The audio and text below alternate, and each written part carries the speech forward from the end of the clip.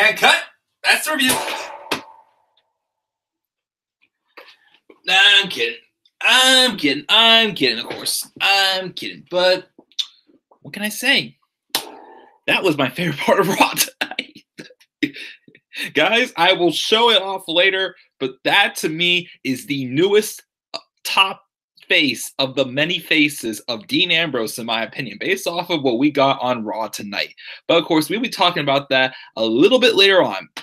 Because guys, what is going on? This is the Club of the Man. 1990 come at you a lot more peppier than I was a little bit like towards the end of my Evolution review last night. I was tired, and plus two, I had a little bit like a ringing ear last night. Still ringing a little bit. Like I'm talking, also I hear a little beep in my ear here and there. Again, because I was at the bar in Atlantic City, well, at the Bali's Wild West bar, I think it was, to like 4 a.m. That night. So that's why. A lot of music all night.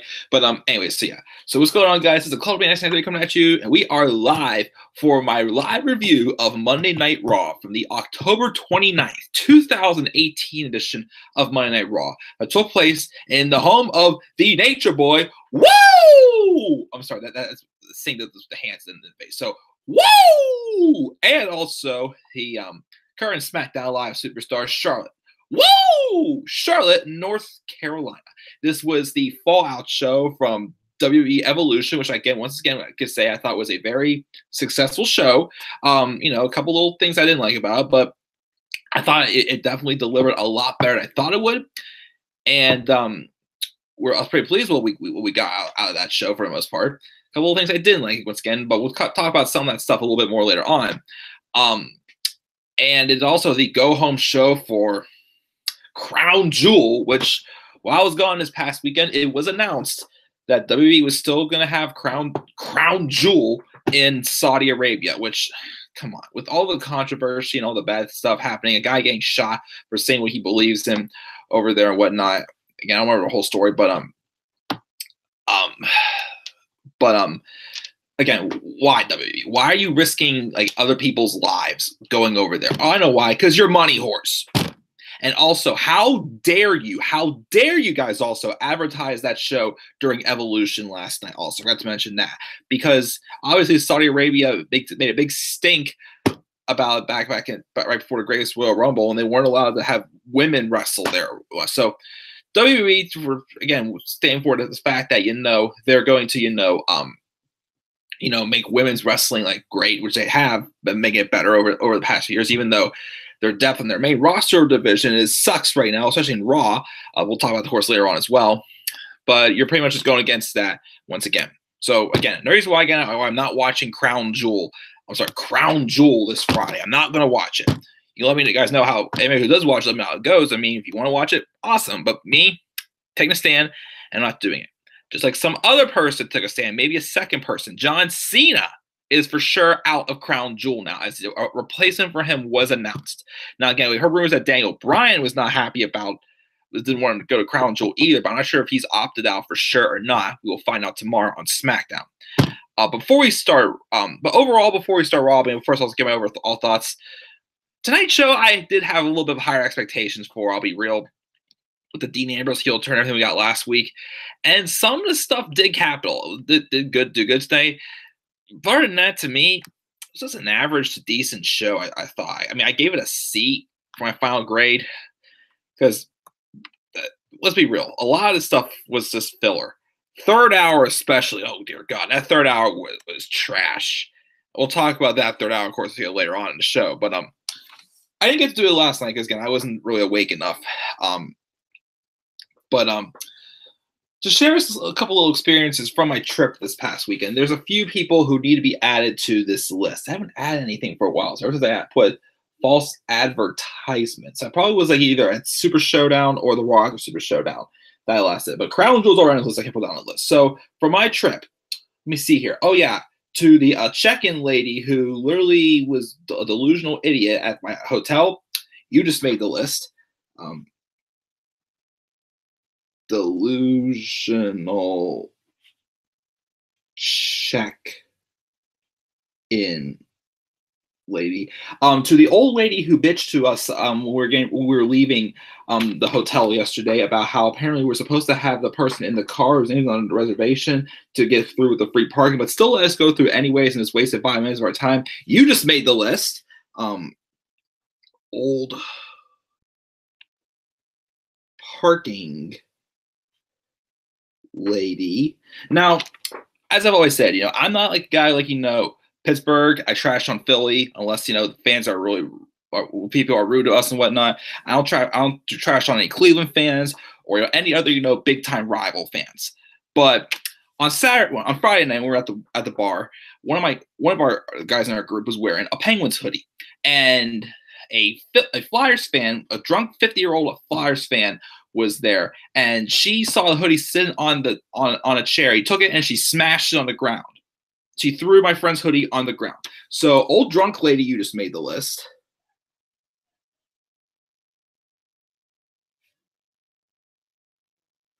And oh yeah, one more I'll add to the list. I think maybe more I'll add on the list. But to the old creepy guy who almost tried to rip us off when he lied to us, he was going to buy us a round of drinks, and then he tried to walk away without paying for them. And then also for being just creepy as hell and trying to get me to go with him one time just with him alone, which I said, no, thank you. And for some reason, some of my group called him Old Man Rivers. So Old Man Rivers being a big creep and for just trying to be one of us, which you're not. Old Man Rivers, you just made the list.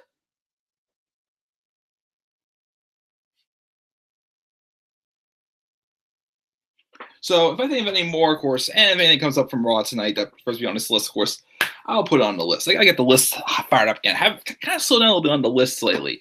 But yeah, so I want to get that stuff out of the way. Just share a few little moments from my trip this past weekend because I'm a little more peppier tonight. But anyway, so Raw tonight. Let's get to Raw. I already gave my thoughts. Thought it was an average, decent show. A little inconsistent. The third hour was mostly filler, I thought.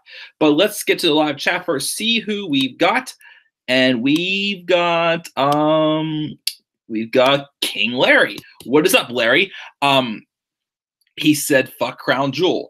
I completely agree with you. Once again, I am not watching Crown Jewel. Have no interest in it at all, especially again with where it's going to take place at. So I'm not watching it this Friday. Not doing a preview predictions. Not doing a review for Crown Jewel. I'm not going to watch it. Heck, here's the thing: if there is ever something like a pre-show or whatnot that I refuse to watch for WWE, most of the stuff is like, you know what? If nothing else is on TV, I'll just throw it on, just put in the background, and do my other things. I play video games. Edit my match card for Takeover, which I'm going to be doing after I finish this review tonight. I'll be editing my Takeover War Games 2 printed match card, whatnot. I'm not even going to put this on for background. I am taking a stand, and I'm not watching Crown Jewel. So definitely for sure, Larry. Hello, Mr. Ambrose. Did you like my entrance? Ambrose is the absolute supervillain, such a genius as a bad guy. Yeah, definitely. We'll talk about that later on, as he's definitely right now. He's already showing signs that he is trying to be basically the Tommaso Ciampa of the main roster. Which, when Tommaso Ciampa comes up, they want to make him and Ambrose a tag team. God bless you all. Go for it. I would love to see that happen. Ciampa and Ambrose as a tag team together would be awesome. He really doesn't care about Elders of Destruction versus Old Generation X. I agree. Hashtag cancel Crown Jewel. He's pretty sure also that Daniel Bryan won't be there calling it. They're going to have like a segment with some injury, pretty much, which if they do go with that, that's fine with me, just like a minor setback or something like that. But I'm just trying to wonder who would replace him in Crown Jewel. I saw someone make a suggestion earlier with Randy Orton going to the title match against AJ, and I can't remember who they were going to put in his. Someone suggested to put in his place. Wasn't Shinsuke. Almas. Andrade Almas, which wouldn't be bad, honestly. And he would be facing Rey Mysterio. And a match with Almas and Mysterio, I'd take it. 2 luchadors going at it. I'd be appreciative. Get them on the list, Mike, and take your time. People are stupid idiots indeed. Oh, I know one more person needs to go on this list. Definitely, for sure. So, I don't know. Again, I know Larry lives in the United States, and we also had Team Skylar 206 what's up saying yes, no Ronda tonight. seemed happy about that. We didn't see Ron. I think we got a good match for announced for Survivor Series. But I don't know if any of you guys in the live chat are from the United States. I know Larry's not. But while I was gone over the weekend, there was this big shooting at a Jewish temple, like 20 minutes from my house, called the Tree of Life Synagogue. This big shooting, 11 people died from it. And the shooter's name was Robert Bowers. So Robert Bowers, you stupid idiot, just made the list. How dare you do that?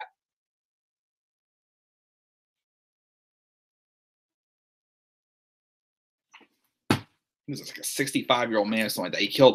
He killed 11 elderly people. The oldest was 97 years old. The youngest was in their 50s and whatnot. Thank goodness there were no children involved.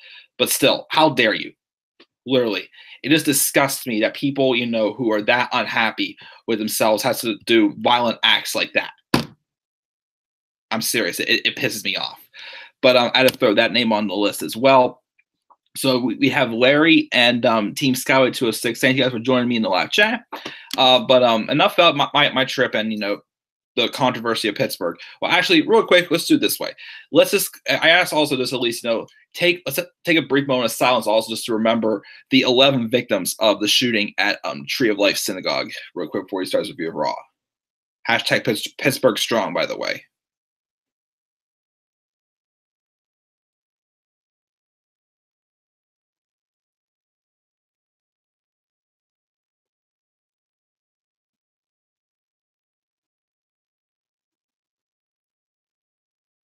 Thank you. Had to get that out of the way really quick to show my respect. But anyways, let's get right to it. Let's talk about this live review of Monday Night Raw. We started off, as most episodes start off with a corporate promo, of course, with someone from corporate. I was hoping we'd start off with Rollins and Ambrose, but that was not the case. Instead, we started off with first, we had a recap of Roman Reigns' announcement last week with his leukemia, which again, I was fine with that. And if they're gonna constantly, hype up and give us an update on what's going on with Roman or whatnot, I'm cool with that. But of course, I'll talk a little bit more about some things I'm not cool with this though. Anyways, so we had the recap of that, and we have acting general manager Baron Corbin in the ring with the Universal Championship on his shoulder, putting over that last week was one of the most emotional nights of his career, but that was last week and life goes on. He wishes Roman the best in his battle against leukemia, but he hopes when he does come back, it's not to Raw. Reigns made it more difficult to his job, and that's why he was pretty much going to say he's pretty much happy that, Roman's gone. Out came Brock Lesnar with Paul Heyman. First time I believe we've seen Brock since he interfered in the Hell in a Cell match at Hell in a Cell last month. Corbin tries to play into it by hyping up the match at Crown Jewel, but Paul Heyman cuts him off as he does usual, and he does his introduction. He says we live in historic times because 4 days from now, Lesnar will make history by again becoming Universal Champion. And Heyman asks how often for a fact that history is going to happen. He lists a number of historical events that happen every year, so it's actually a fairly large amount of time, if you ask me. But the point is, Brock Lesnar is going to become champion. That's historical. Blah blah blah. Out comes Braun Strowman. He gets in the ring, and when Braun came out, he's a babyface once again. Which again, rightly should be. I'm thinking, okay, I was okay with him putting over Roman last week and saying like we did, same thing about, I know we've had our differences in the past, but when Roman Reigns beats leukemia's ass, he's first in line getting Universal title shots. So I'm like, okay, just don't have him all of a sudden becoming, I think he's Roman Reigns' best friend all of a sudden, which they didn't. He came to the ring and he basically declared he was going to become Universal Champion, and he was and Brock Lesnar was going to get these hands. Was going to get these hands. Corbin steps in between them and holds Strowman back, but then Strowman shoves him away, and then Corbin tries to attack Strowman, but he gets power slammed, and then staring at Brock, Braun goes to slam Corbin again when Brock's like, yeah, get him again, go ahead. But when that happens, Brock was on to the title, and then Lesnar lined him up from behind. Lesnar then picked him up and laid him out with an F5. And Brock holds the title up, and the crowd just booed like crazy. As once again, who the hell wants to see this happen? Who wants to see Braun Strowman once again become Universal Champion? Raise your hand. And I'm pretty sure most of us in the live chat would not want to, but if you do, that is completely fine. Of course, it's your opinion. But I just have no interest again in seeing Braun being champion. Brock being champion once again. It needs to be Braun. WWE, you had the biggest opportunity at times, so many times throughout the past year and a half, to capitalize on making Braun Strowman your top star in the company. As he's gone over with the crowd. You didn't make him over. The crowd put him over. What got him over and whatnot.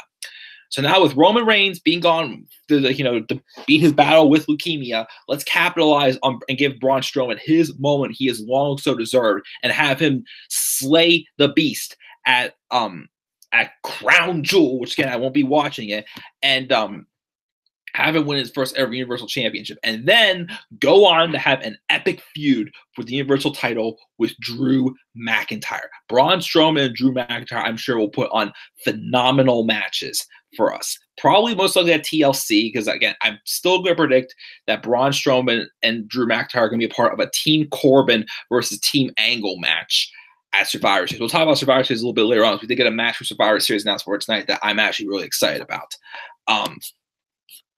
So we got that segment, which was decent opening segment, I'd say. We then have commentary talking about what happened in the tag title match last week, and Dean Ambrose turned on Seth Rollins, and they promised us that both men are here tonight, and Rollins is demanding answers. We will also be seeing the Brothers of Destruction and DX here as well. And then they advertised a 10-woman tag team match in the fallout from Evolution, which I'll talk about that later as well. We then have Finn Balor making his entrance, and then out comes Lio Rush.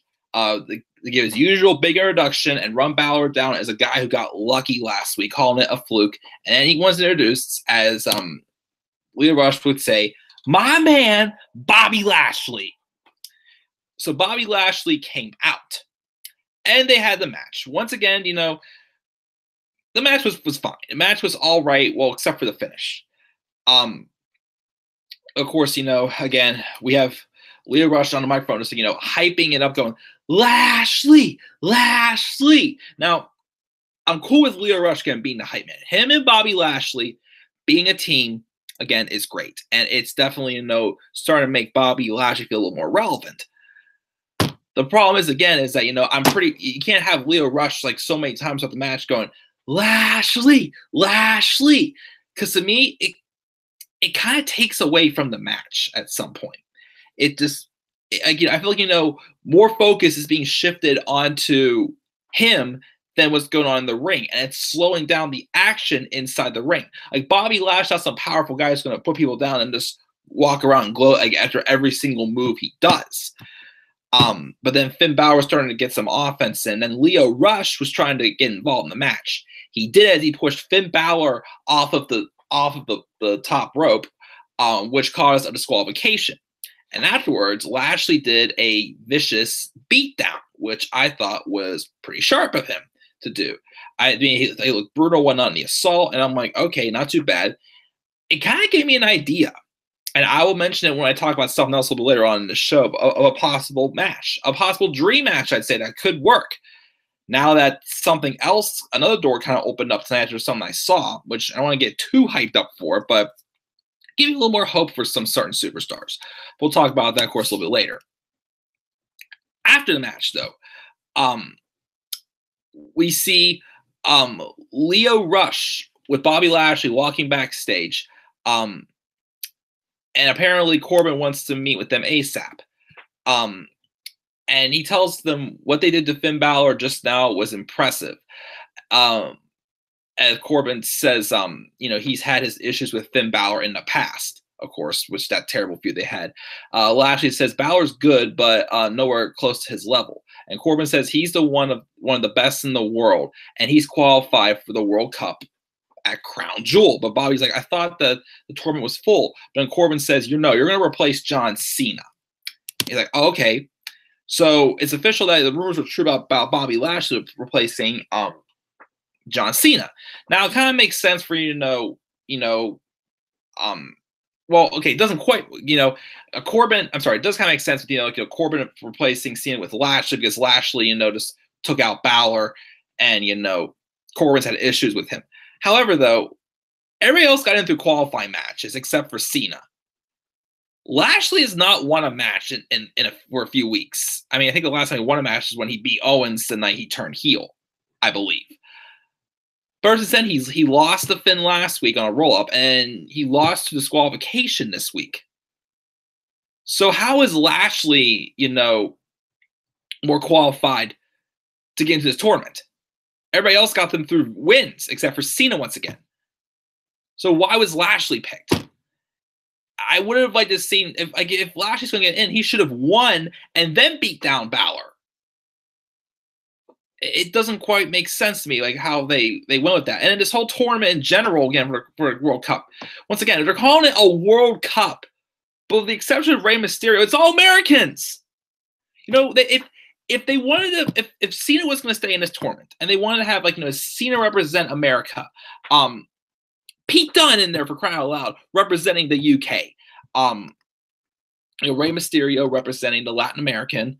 Shinsuke Nakamura, even if you wanted to have nationalities clash each other for qualifying matches, like Shinsuke Nakamura versus Hideo Itami in a qualifying match, or if they really, or John Cena versus Seth Rollins or something like that, so a qualifying match. Rey Mysterio versus Andrade Cien Almas for a qualifying match. Even Sheamus and Finn Balor for the Irish, if you want for a qualifying match.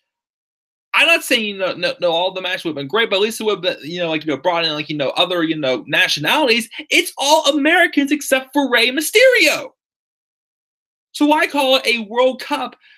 And if anything, make it a King of the Ring tournament or something like that. I mean, last call King of the Rings has been pointless, but at least it would make more sense in a World Cup with all Americans.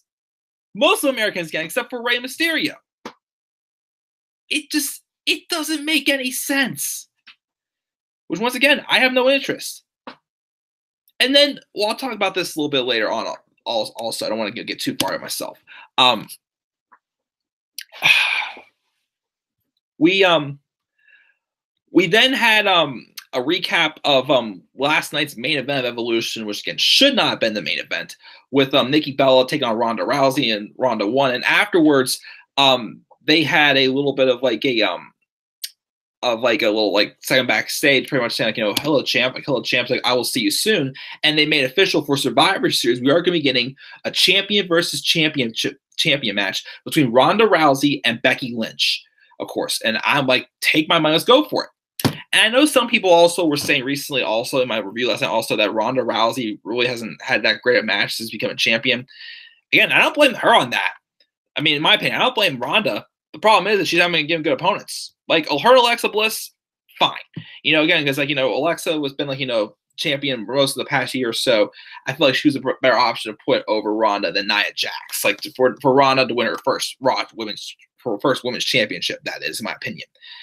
Nikki Bella was not a great opponent as well for Evolution as well. So finally, she's going to be getting a match with a actual legitimate great wrestler in Becky Lynch. And I'm really excited to see that match. Now, what I also want to say, too, is I've been talking about for weeks now, I think we're going to be getting a 5-on-5 elimination match with Team Angle versus Team Corbin at Survivor Series. I keep saying this because I want Survivor Series to be all Raw versus SmackDown, because it's just going to be another bragging rights pay-per-view. Once again, what are we going to get out of this?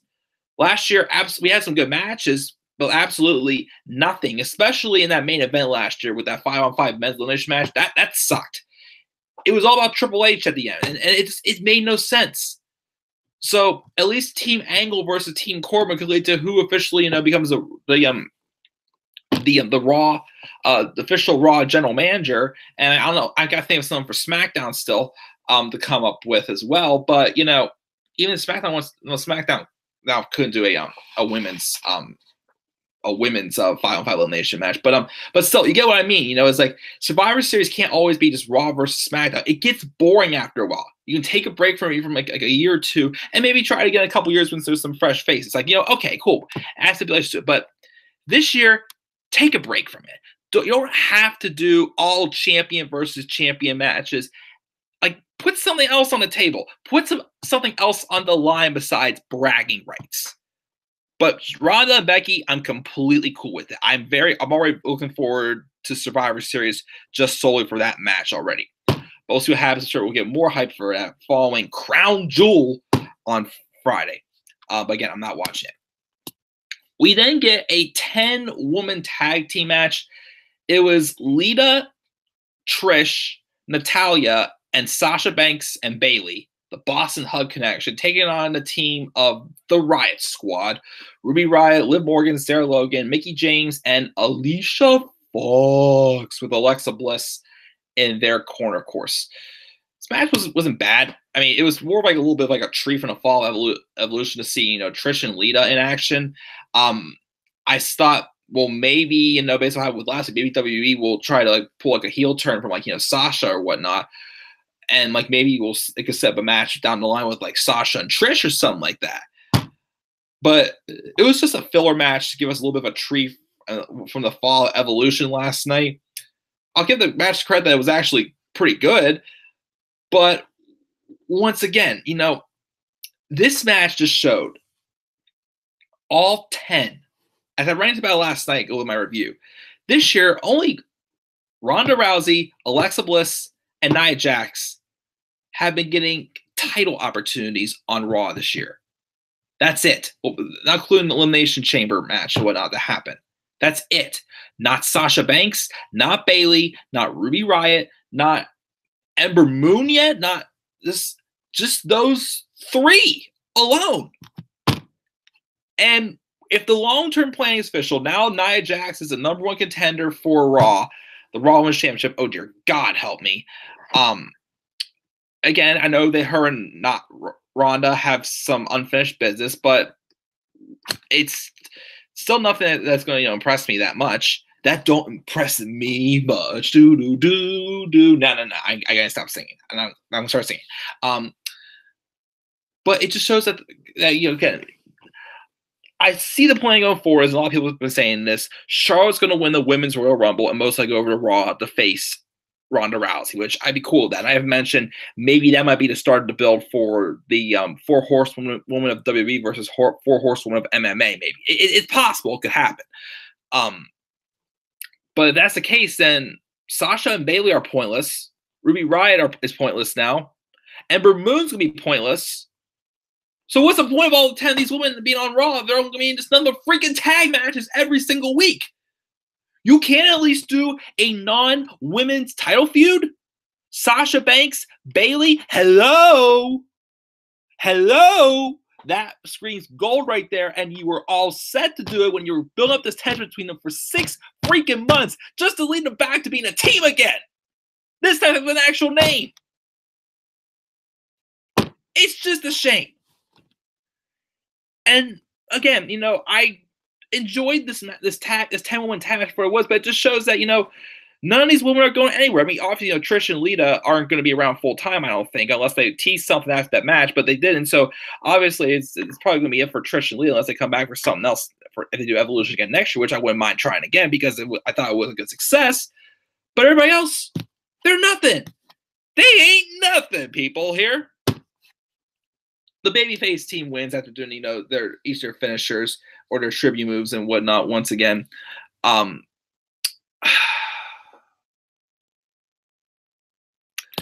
then we have Nia Jax backstage being interviewed. She says that Ronda has Becky at Survivor Series, so after Ronda makes Becky tap, she'll be waiting for her. Ember Moon joins the interview and says she gets chills about making history last night.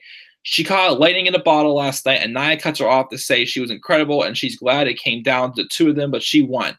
Ember says she gets it. She hasn't forgotten that she debuted as Nia's partner, and she hopes there's a mutual respect between them, but maybe she'll respect her even more after a match tonight. So Nia gives her a match and more advice. Last night when she had a lightning in a bottle, she still lost, and it's going to happen again tonight. Again, Nia's promo skills just really are not there at all. And of course, where direction Nia's going, what we get later on tonight, is not going to make me any happier. We had commentary again of what happened with Dean Ambrose last weekend. Again, promising we're going to hear from both of them tonight, and a recap from Triple H and Undertaker from Super Showdown. And before we move on, let's check the live chat once again. See what we got here. We already got a new subscriber, which is pretty darn awesome. Anyways, but let's move on with this. Let's see here. Let's see here. Larry said, maybe I missed her, didn't watch every single segment. Ronda was not on Raw tonight. They just showed that backstage segment her and Becky Lynch had that set up for their match for Survivor Series, which I'm cool with. That's why we had no Bellas also on here. Maybe they're going to be gone for a while. I'm not sure. Yes, Mike finally said fuck. Yeah, I know. Almost wouldn't be bad. That sounds so awful. So sorry to hear that. Rest in peace. Still on Twitter, but hashtag Pittsburgh Strong. Thank you very much, Larry. A big thumbs up for being awesome, Mike, and having the nerves, the energy to do all these reviews every week. Huge props. Yeah, definitely. Thank you again. I know I'm not on a consistent schedule for my job yet, but even when I am, I still try to get things in as I can. But yeah, thank you guys as always for your support and patience. Couldn't care less about a political Strowman versus Lesnar versus how much. Sorry, but they absolutely destroyed every bit of momentum Braun had as a baby face a few months ago. Oh yeah, they pretty much did it. I mean, that's the thing. As I said, when they're going to, I knew probably after the feud with Roman ended, Strowman was going to be baby face and act like nothing happened. But the damage is done. But again, with Braun hopefully winning the Universal title, having a match with Drew McIntyre, things could still look worth it, I feel, in the long run. The biggest way WWE can screw this up now is if they put the title back on Braun. I mean, back on Brock. That would be absolutely stupid. He thinks that Bobby Lashley's character is killed, as well as Finn Balor. Raw sucks. His company needs help. And he's confused. Weren't there reports that Lashley's injured? I heard that, but I didn't hear what he was injured with. But I guess he's all right. Who knows? Because by the way, I'm Lauren today, typing 10,000 comments per stream. No worries, again, Larry. Nikki sucks, Bree sucks, Ronda sucks, Alicia sucks, Lessa sucks, Tamina sucks. Oh God, don't get me started on Tamina. Nia sucks, Dana sucks. WWE doesn't care about women's wrestling. They care about Total Divas. Yeah, because I never watched that show to begin with. But Vince wants to have them shaking all their ass. That's why I hate the fake push of this women's evolution, he says. I don't blame you, man, for definitely, again, there's no depth surrounding it. I still thought what we got last night, for the most part, delivered, but I definitely agree because there's no depth to it. Watch the evolution review of JD from NY206. He took the words right out of my mouth. Sorry for calling his name again, but just a huge JD fan. No worries again. If you're wondering why I hate evolution, again, no worries again. I understand completely why if you didn't like evolution, why you didn't. Again, I enjoyed it, but definitely the rest of the depth surrounding it, who else would have became out a star out of the show though? The same people. Well, more so on the Raw side. SmackDown side, well, again, what's really going on for mostly on SmackDown, but at least SmackDown, we don't know what's going to happen next with the women's title picture. So we'll have to wait and see. But thank you for your comments, Larry, as well. I guess you're the only one here, which is completely cool with me. But thank you very much, Larry. But let's move on with this review. Continue on here. We get into hour number 2. Now, I actually really liked what we got here. Well, except for the match. But the match was what it was, and I was fine with that. Elias shows that last week, he kind of turned babyface, and he full-on turned babyface here. And I really enjoyed this segment. He plays a few bars, launched into his usual intros, saying he came into Charlotte early because Ric Flair invited him. And he told him he was his favorite and was so happy about what he did to Baron Corbin last week. He asked the truck to roll the footage.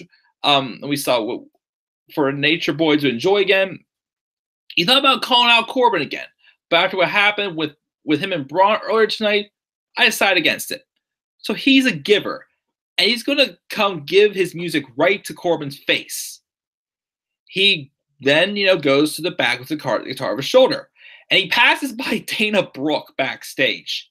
And he's like, can you play me a song? Can I walk with Elias? No, he refused to play a song and continue on. He told a man to take a cake to his dressing room, and then he knocked on Corbin's door. Corbin says he doesn't want to open for anybody, but Elias gives him his spiel and starts playing outside the door anyways. The song is about how Corbin had potential, but he's a coward and got left lying in the dirt, and showed the world he's just a taller, stupider version of Kurt Angle, which, you know, again, it's kind of all true. Corbin did have potential things going for him, but then it got all cut off within just a week span of time in 2017, right before SummerSlam. SummerSlam was officially the flat-out downfall for Baron Corbin. And yeah, now look at him. He's kind of annoying, honestly, and you know, who can care less about him? Of course, he continues to pretty much call him Stephanie McMahon's bitch. And then Corbin comes out, and the Drifter continues running his career down, saying he used to be the lone wolf, but now he's just Stephanie's little. And then Corbin just slams the door shut before Jinder Mahal, Jinder my balls, Juice Mahal, Hard Body Mahal, what are you going to call him? Don't care for him at all, as we all know. Jumps Elias from behind, setting up for a match between Elias and Jinder Mahal. We got next, which was what it was. Obviously showing that, you know, Elias definitely still has to work on his in-ring skills, but on the bright side, he's a character now that we can get behind, a baby face. And he was getting over as a heel before, but now he's a full-fledged baby face, and I loved it. I loved every second of this. Again, improve on the in-ring wrestling. He's going to go very, very far in this company. And a great start we got tonight here with this segment. I really like this segment. Again, the match was what it was, but Elias won. He's going to start racking up some victories. Yeah, maybe eventually at least be, you know, an Intercontinental Champion, maybe, or something. Or he go to SmackDown and be a United States Champion. Who knows? He's definitely mid-card potential for sure. I don't know if he'll be a world champion yet. He still has some ways to go there, but again, this is a good start with the babyface Elias. I loved everything we got from this segment, except for the fact he had to face Jinder freaking Mahal. Other than that, I was completely cool with it. Check something real quick, but cool with that. But that was the stuff we got with Elias. And then we get commentary hyping us up for the World Cup. They reveal out the bracket. Seth Rollins take on Bobby Lashley, and Kurt Angle take on Dolph Ziggler in the first round. For SmackDown, we'll have Jeff Hardy take on The Miz and Rey Mysterio take on Randy Orton. And then we get a video package of Kurt Angle's career, and then him doing a handicap promo talking about how people think he's out of his mind and he thinks he's going to win the World Cup. But he starts writing down things that he did that people think he was out of his mind about. And he's going to prove that, you know, he's worthy of winning the World Cup at Crown Jewel. Oh, it's true. It's damn true. Here's my question. Why has Kurt Angle been the most hyped out of everybody else in this for this World Cup? Out of everyone, Kurt Angle has been amazing. Like, he's like the biggest deal of this World Cup. Like, okay, he's Kurt Angle, but like why is he the only one that matters? He's probably not going to win. I don't see Kurt Angle win this World Cup. Like, again, I'm not going to not watching Crown Jewel, but if anything, the only person that I think could benefit for winning this is The Miz. The Miz winning this would give him at least the right to, you know, say he deserves to be in the title picture with Daniel Bryan and The Miz. I mean, and AJ Styles. But so I just don't get why Kurt Angle has been, like, you know, the biggest deal hype about this World Cup. I mean, either way, probably going to set up something again with him and Corbin, with the team Corbin versus Team Angle for Survivor Series again. But it's annoying. So I don't know. He's supposed to be facing Dolph Ziggler in his first round. That's not really a match that excites me too much. Then we get what's supposed to be a triple threat match between the Authors of Pain, Bobby Roode, Chad Gable, aka hashtag Team 2 Happy, and the Ascension. And it's apparently because of, you know, what happened last time when AOP came out and just ambushed these two teams. Like, okay, like maybe this is for like a number one contenders match for the Raw tag titles. The Raw tag titles were not even mentioned once at all tonight. As the match ended up being quick, you know, AOP was taking people out, but then they somehow got out of the way. And then Roode and Chad Gable win the match with the pinfall with a Chaos Theory neckbreaker combination on Victory Ascension. And afterwards, AOP just, you know, beat the two teams down again. So was this just to get the Ascension out of the picture, and then now we're going to be doing just a one-on-one match between Team 2 Happy and AOP, because this felt like a waste of time. They could have at least, given both these teams, even though, they're pretty much jobber teams except for AOP, of course, they could have given them more time in the ring and not just treat it just like a squash match like they did. So we're probably going to get just, Team 2 Happy versus AOP next week or something like that. I don't know.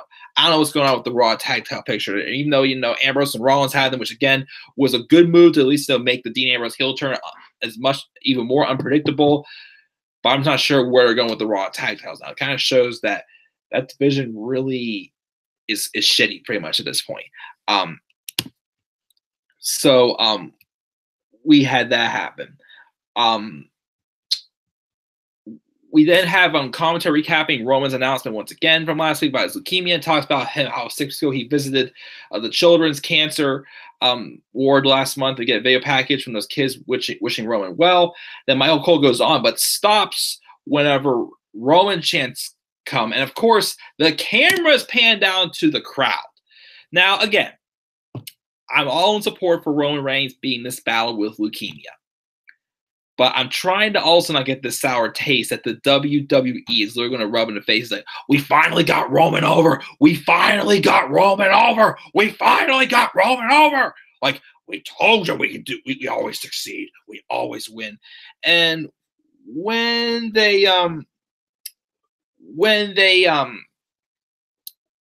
happened, it was like, okay, it was good, but of course, Pressure Vince was back going, yes, they're cheering Roman, but again, it's for a good reason, but it's not because of what you did. It's just if an illness that we're supporting the man Joe. It's not Roman the character we're supporting. It's Joe Anoa'i, the man himself. So again, I'm kind of hoping that again, I appreciate WWE's will be keep us updated what's going on with Joe Anoa'i, but not try to push on the fact that you guys like Roman now. You guys love Roman now. You guys love Roman now. Please, just ease back just a little bit, I'd say.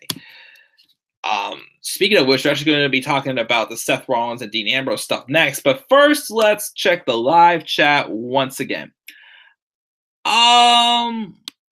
Let's see here. I must say, Elias as a babyface is pretty good.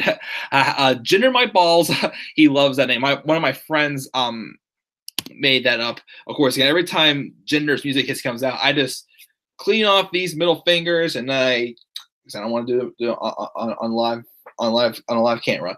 But Jinder, I do that. I really give Jinder Mahal the double burn every time he shows up on my TV. Kurt Angle's promo made him sick once again.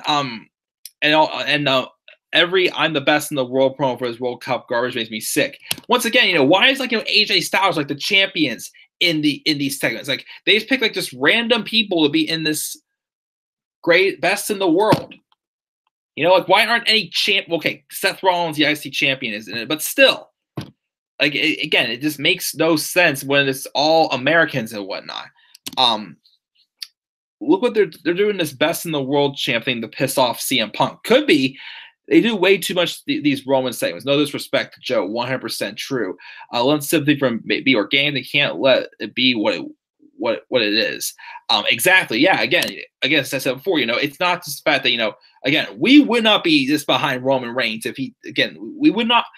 Again, no matter where you love or hate the Roman Reigns character, you would be a complete idiot to crap on the guy for being sick. We want the guy to be successful, but the booking of the character is what makes us boo him. But again, WWE, can update us what's going on with him, but they can't rub in the fact that that Roman is finally, over. Again, Joe Anoa'i is the man who we're cheering for, not Roman Reigns. Joe Anoa'i. Roman Reigns, the character, out the door. I will only wear that Roman Reigns shirt to support the Joe Anoa'i and his battle with leukemia. And if he comes back, he will have a story there. And again, I appreciated what he said in his speech last week with the fact of, when I come back, it's not going to be about champions. It's going to show when life throws a curveball at me, I will step in and battle back. That's all I need to hear. That right there is an organic speech. Like that's like, you know, what him coming back is gonna be like. And that of course will give him some babyface momentum going back. But when he comes back, if the WWE is gonna, you know, rub it in our faces and push into us, I'm pretty sure things will go back to what they were. It probably will, you know. I would be surprised if the WWE did ruin Roman Reigns' return when he comes back after his battle with leukemia. But just to make that point there, Larry said it. Kenny Omega is laughing his ass off because of these best in the world promos. Yeah, pretty much. Kenny Omega probably could be the best in the world right now, but no, we're throwing all these other names in there as well. Not saying, you know, people in the World Cup suck. Well, again, Dolph Ziggler is the only one I'm like scratching my head. It's like, why the hell is he in the match?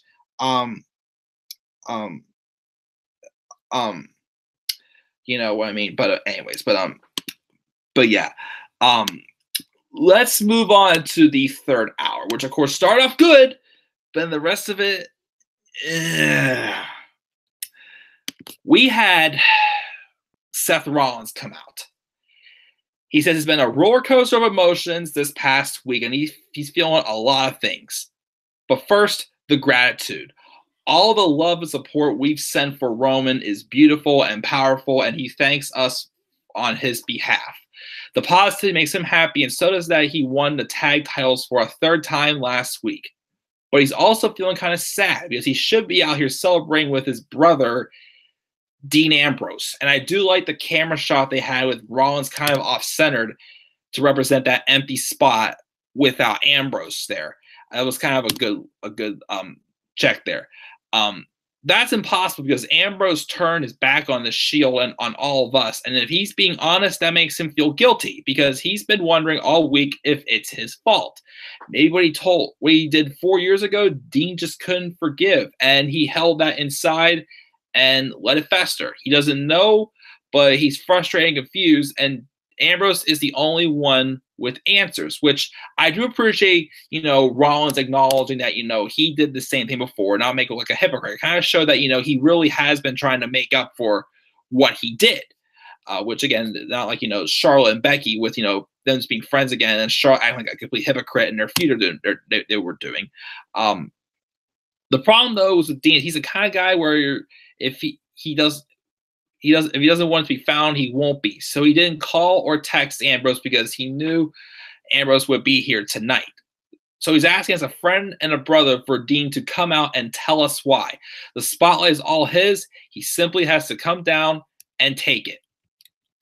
And I was kind of hoping maybe we get a new theme song for Dean Ambrose. Because again, his retaliation theme song for his babyface character, you know, I didn't mind it. It wasn't my favorite song, but I found it acceptable. I may have it on my phone, of course, with the former face of Dean Ambrose, the best of the many faces of Dean Ambrose, the former one, which of course was the face Ambrose made that night on Raw when Seth Rollins opened up the Money in the Bank briefcase and that green slime shot out him. It was like, for the longest time, that face was my cover photo on Twitter. But that changed after this segment.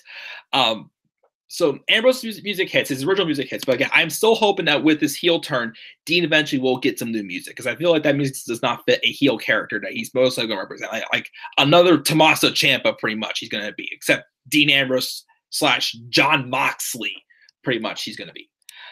So Dean's music hits, but he doesn't come out. Seth looks around confused until we start hearing the crowd cheering. Ambrose is in the crowd, kind of like where the Shield would enter from. Rollins says he doesn't want to know why from all the way up there. He wants Dean to face him like a man in the ring and give him the answers he deserves. And he says at least when he put the knife in his back, he had the decency to tell him why. And Dean starts to move a little bit towards the ramp. He only takes a few steps down the stairs before raising the mic to his mouth, tapping his finger on it, and it's like just staring down Rollins, not even saying a thing. He stares him down, and Seth tells him He really is a cold-hearted bastard, and he spat on his brothers on a night when Roman left to battle leukemia, and he had to make it about him. He wants the spotlight so bad, he's got it. And for as long as he lives, he'll be fixed on Ambrose and making his life a living hell for what he did last week. And you know what? Maybe it wasn't just a nickname. Maybe he really is a soulless lunatic. That gets a response out of Ambrose. He pretty much like he's about to start talking. Rollins then says, though, he'll come up and beat an answer out of him if he has to. He pretty much starts doing it, but Ambrose turns up and walks away, just like, I don't care about what he had to say. The look on his face, he was not bothered at all by the threats. And Seth just stops and just stares at him as he walks away into the crowd. I loved it. First, I'm just like, why did Ambrose have to back away like that? Which I was a little like, about that part at first. But then I thought, you know what? That is fine. If they want to keep Dean Ambrose as, the silent treatment for a few weeks, like Tommaso Ciampa, until he finally like blurted out in NXT and whatnot, when he first made his return after being gone with his knee injury, as why he betrayed Johnny Gargano. Like, keep that suspense going. Like tonight, I'm saying, how many times Raw always seems to, try to go to the next level big time with every single feud. And that's because in the weeks to come, we get stuff where, we have, we feel like it's all been given away way too early. And then there's nothing else to really do for the rest of the weeks. But tonight was just like a little bit of a taste of what we're bound to get with the Dean Ambrose heel turn to face or whatnot. And actually, just because, let me show you the photo that is now my new cover photo on Twitter. Let me see here. Let me see. How do I share screen once again? Aha, share screen. This, my friends, is my new cover photo for Twitter. This right here. Well, of course, it's cut off a little bit from the neck up on Dean Ambrose. But for the longest time, it was indeed that face from that segment of Raw where he pulled that prank on Seth Rollins with the briefcase. But I mean, that face did its dues. It was awesome, but it's time to move on because this is the new top face of the many faces of Dean Ambrose. I loved it. I seriously, it was bright. It's a priceless looking face. It's Dean Ambrose like purely as a heel.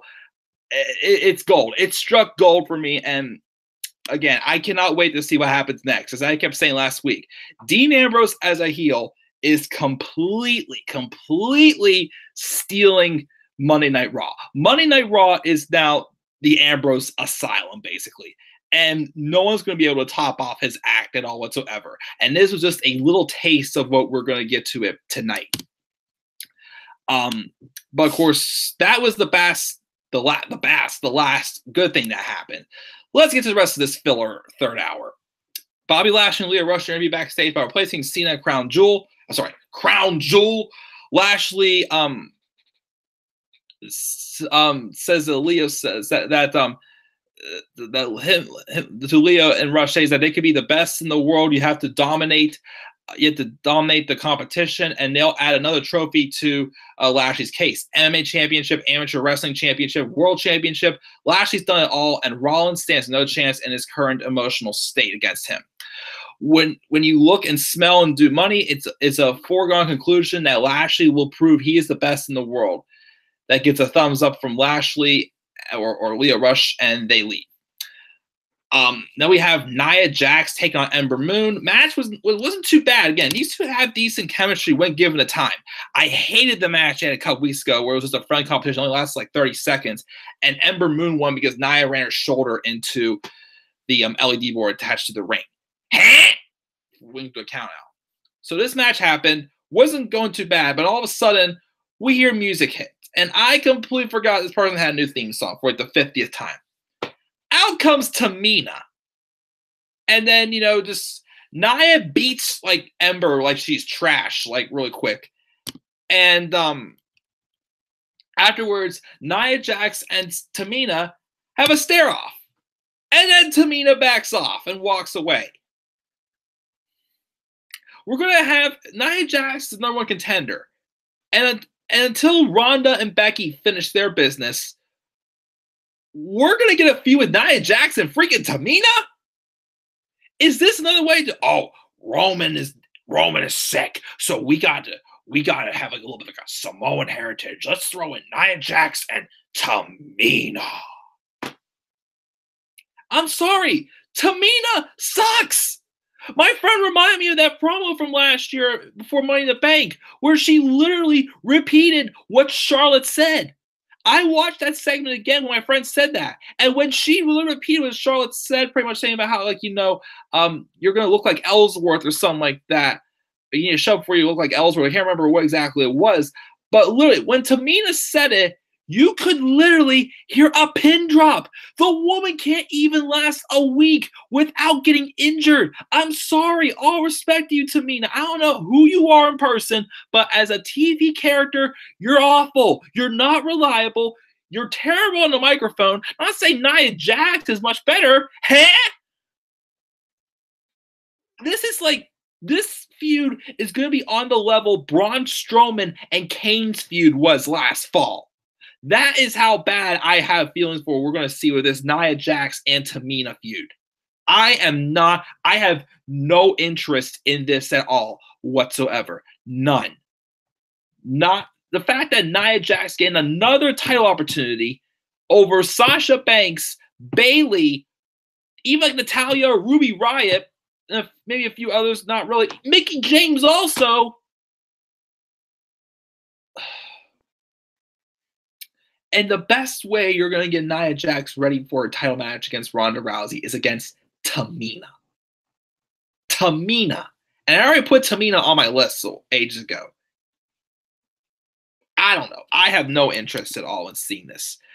Then we get told that next we're going to be getting the Raw debut, even though it's not quite the debut because they were on Raw before, of the Lucha House Party from 205 Live. When I saw this, I'm like, oh, okay. I mean, I'm actually for this because, as I've been saying all along my 205 Live reviews, the thing that still had that bad taste in my mouth was that, are these guys going to be able to do more than just the Cruiserweight division? And I'm not saying take them off the Cruiserweight division. They can still be a part of the Cruiserweight division. They can still be a part of 205 Live, like just have wrestling matches there, but have them do other things as well whilst on 205 Live. Like the Lucha House Party can still on 205 Live, but they could be involved in the tag title feud. Heck, when AOP most likely take the tag titles off of Ambrose and Rollins in the next few weeks or whatnot, probably have them feud the Lucha House Party first. I'm not saying they have to win the match, but at least put in a decent team with Kalisto, Grand Metalik. Lindsay Dorado's gotten better, but he's still probably the weakest out of the three of them. But I wouldn't mind that. And this many times, maybe we see Cedric Alexander soon, maybe going to SmackDown feud with Shinsuke Nakamura for the U.S. title, or he can eventually have a match with AJ Styles. So, okay, it opens up some doors. And getting back to what I was saying earlier, I said it as well, if people can come out of 205 Live, I wouldn't mind seeing Finn Balor maybe wrestle some of the cruiserweights. Again, he can have a feud with Leo Rush. If that's what, the stuff with him and Lash is going to set up for eventual match with him and Leo Rush, take my money. I would love it. And then my mouth soured on this whole thing. I'm excited about that. Okay, 205 Live Superstars are obviously going to be doing more than just the Cruiserweight division. And then I see the fact that they're about to face the Revival, who did not get an entrance at all and got the jobber announcement. They pretty much were treated like jobbers. A team that was legendary in NXT. They're the newest Ascension. I'm sorry. They're the newest Ascension. Yes, they each suffered an injury last year, but they've been healthy since. And you're not giving them a chance. These guys, yes, they were heels their whole time in NXT. I know. They were two-time tag champions, but their psychology was great. Yes, their wrestling style is very simple, but their psychology was excellent. Made them look like excellent, game-playing heels that really knew their craft very well and could tell the simplest stories to make them look great. And again, I'm not blaming Lucha House Party, but you have the Revival be jobbers. Jobbers. You might as well at this point just put them on as extras. You freaking buried them. Oh. You could put him up against like, 2 other or 3 other, jobbers, but you had to use the Revival to job out to the Lucha House Party. I just cannot believe that. I was pissed off at that. Lucha House Party, of course, wins, making the Revival look like idiots. Then we have Dolph Ziggler coming out afterwards with Drew McIntyre. Gets on the microphone saying he's got his eyes on the prize, that crown jewel. He asking McIntyre what's on his mind, saying that now that they've finally broken the Shield, which kind of is a lie, the Shield beat them, all their matches except for one, and they're not tag champions anymore, so they kind of lie a little bit there. But saying that, McIntyre's eyes are on Lesnar and Strowman for the Universal Championship, which is like, yes, that's exactly what you should be going for, Drew. Dolph says that makes sense, but Angle's talking about winning the World Cup doesn't, and he wants us to tell the truth. His entire career, he looked up to Angle for what he did for Colgate Wrestling in the Olympics, winning a gold medal with a broken freaking neck. Without guys like him, guys like Ziggler wouldn't exist in the WWE. But he's Dolph Ziggler. He's not Kurt Angle, which that's saying a lot because, Dolph Ziggler on his own is nothing. But with Ziggler, with McIntyre, he's something. Which, I don't understand like how, Dolph got into this match. But he really is just a wingman for like taking all the losses in the pairing with him and McIntyre. He's going to cement his legacy, win the World Cup, which is not going to have a chance. And then Apollo Crews comes out. They have pretty much a squash match, as always. Dolph wins the super kick. Then we get this segment involving the Brothers of Destruction and DX to finish off the show. Taker says that it's not easy to heed his call and say goodbye, but when the Reaper calls, it's your time to go. Kane says in the distance they can hear their names being whispered, and as time went by, it got louder, and the whisper has now become the deafening cry. Taker pledges to take DX's beaten, battered souls to the fiery gates of hell.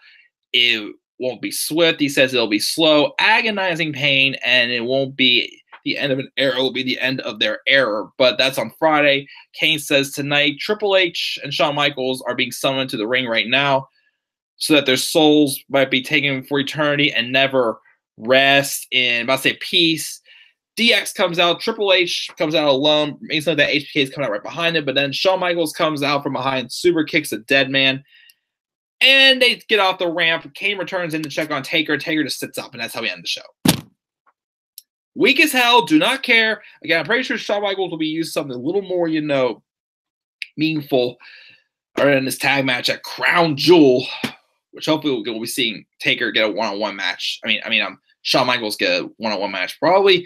Maybe with Taker Survivor Series, but maybe I've heard rumors we may be getting Styles and HBK at WrestleMania, which, take my money, that's a big-time money match right there. But don't care. I don't care, and that's how we ended this episode of Raw. Again, aside from, of course, the beginning of this third hour with, Seth and Dean, third hour was complete trash. Complete trash. Nia Jax and Tamina are having a feud. Boo! Lucha House Party debut. Okay, again, once again, shows that 205 Live superstars are getting more opportunities as 205 than as a cruiserweight, which was, again, completely cool with it. Not saying all the superstars there, are more than just cruiserweights. Not all of them are, for sure. But most of them definitely are more worthwhile than that. But they dropped the god freaking Revival. Dolph and Apollo didn't care. And this DX and Taker segment, I did not care. So overall, once again, I give Raw a C. A C. I'm almost a C+, but a lot of it was just filler. It meant really nothing. That's what happens. We kind of have like a fallout show from a good pay-per-view and a go-home show for a crappy pay-per-view we're getting this Friday at Crown Jewel, which, again, I'm not watching. But let's see what grade people are going to give for a Raw this week. 11 votes, 9% A, 18% said B, 45% said C, 28% said D or lower, which I think was very good ratings. There again, I gave it a C. Live chat. Let's see what we got here. Let's see here. Let's go all the way back. We have Larry saying, if I'm WWE, I would let Reigns come back with a new name or name him Joe Reigns or Joey Reigns or whatever. Risk something and let it be different. Why not? Wouldn't be bad to try. We've got Lauren joining in. What's up, Lauren? She says she's kind of pissed that we took Cena out of Crown Jewel replacement with Lashley, but I kind of understand why Saudi Arabia is dangerous and the stars should not be able to go there. It's not fair. And Daniel asked to be out as well, but he still advertised. It's sad. We'll see what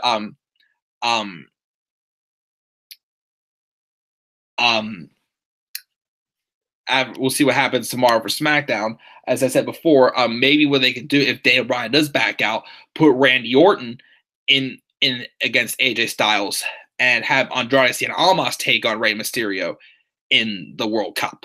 I suggested earlier. But again, I mean, Cena again apparently requested to be taken out of Crown Jewel, which I don't blame him. Definitely, I have respect for him doing that. But once again, it is Cena coming back and forth, back and forth. He's there, but then he leaves again. We were discussing earlier, Lauren, which again is kind of making Cena look a little bit like a hypocrite for what he said to The Rock, which is not good taste. But Dean was being a true heel tonight, definitely. Again, do you think Trish and Lita are going to be a tag team? If a heel turn or something that happened in a 10-1 tag match, I would have said yes. But I really don't think so. Again, I think that was just, just a fallout match from Evolution. Just give us a little treat. Again, fine with that. But once again, just showed that all 10 women in those matches are completely directionless. Rude will turn on Gable soon. Oh, yeah, for sure. It's going to happen. Oh, God, a disgusted look of Ambrose was epic. Looks great on your Twitter, Mike. Oh, well, you missed my I know you joined me late, but you got to go back and watch my entrance, Lauren. I literally did that same thing in my entrance for this video. You got to go back and check that out after this review ends. But that was awesome. Rollins had some good points tonight. He went in. Again, I do. Rollins kind of brought that fire of his heel days back tonight. You could hear it in his voice. And again, I agree completely. The fact that again, I'm glad that again Rollins mentioned that he did the same thing 2 years ago, which works because he's admitting his faults as well and not being completely hypocrite like they're making Charlotte out to be with her and Becky as well, which again I said it worked very well. Oh, I'm sorry.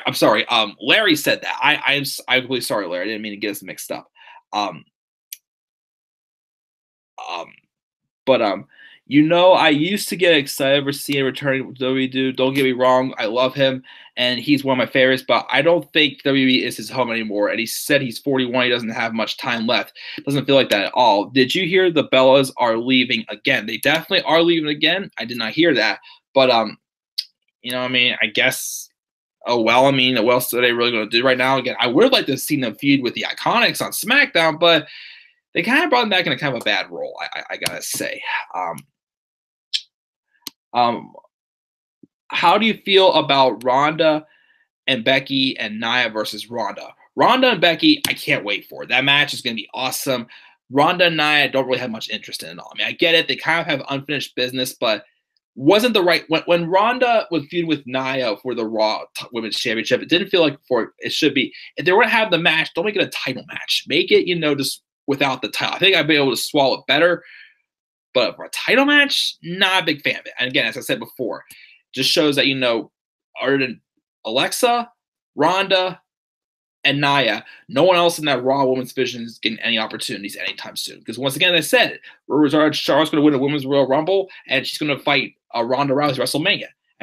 In the long run, it could start to set the plant seeds for the 4 horsewomen of WWE versus 4 horsewomen of MMA. As I said last night, maybe they could build that match to next year's main event, next year's Evolution, and make it a War Games match. That'd be a good main event for women's Evolution of 8 people who are making statements on this whole women's Evolution and make a history being the first ever women's War Games match, as I pitched last night. Elias versus Jinder was boring. That match in the feud again. The match again. Elias and Jinder didn't care for it all. Well, I see what I was saying. It was good for whatever it was. Like I love the Elias segment. I love how this planted the seeds for Elias as a babyface again. I'm very looking forward to see what we can do there. But I'm sure the Elias and Jinder feud matches are going to continue on. Get rid of Leo Rush too. Again, my thing was I like the pairing with Lashley and Rush. Leo's awesome in round 2 if I like, but you definitely got to tone down what he's doing on the mic during the matches. Like, it will get annoying after a while. Dean needs to shave though, she feels. And I feel the beard kind of still fits his heel character. So I'd say don't worry about shaving, but if you feel so, that's your opinion. No, he needs his badass beard with his badass new heel persona, he thinks. Larry says, why doesn't Renee ever commentate when Dean's around? She thinks it's bull. It kind of is makes it awkward, though, in my opinion. I mean, we know in real life they're married, but, it doesn't mean that they can, that she can, be in character on commentary either. Epic picture, godlike for sure. Looks like Dean is crazy as fuck. Definitely. She gave Raw a B- shot. It was kind of good. Again, it had its good spots, but again, the rest was always kind of filler.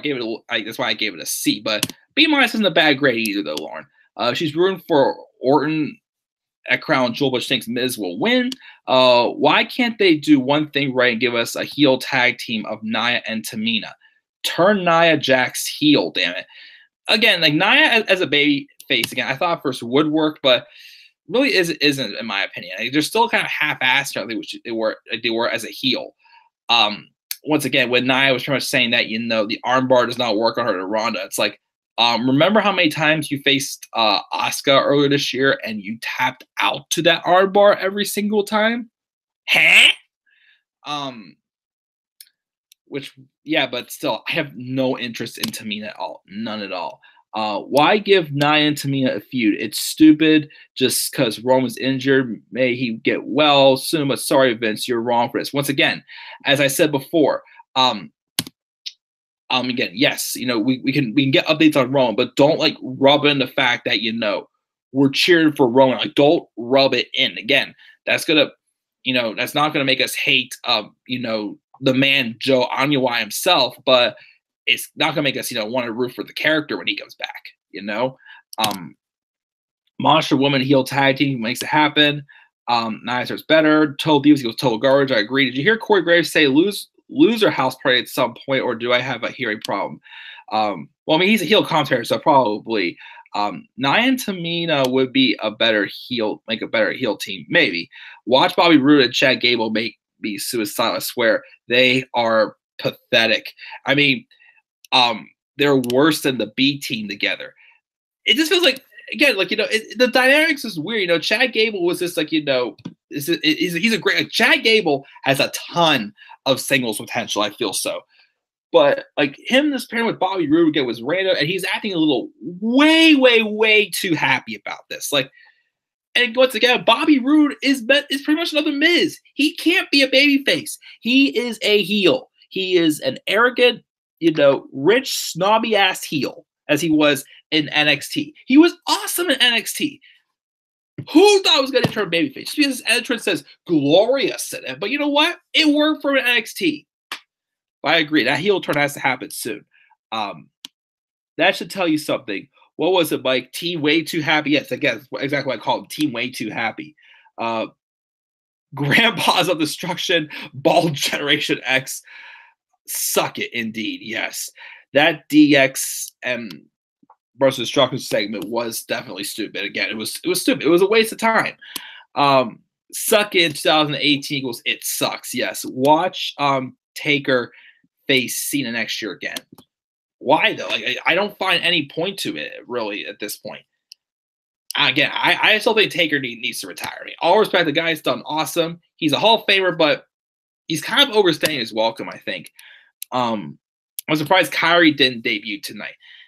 I didn't expect her to quite debut yet. Like, maybe after Survivor Series, because I'm going to bring a triple threat for Survivor Series between her, Baszler, and Bianca Belair, because she is undefeated, as she would say, and she's Montez Ford's wife.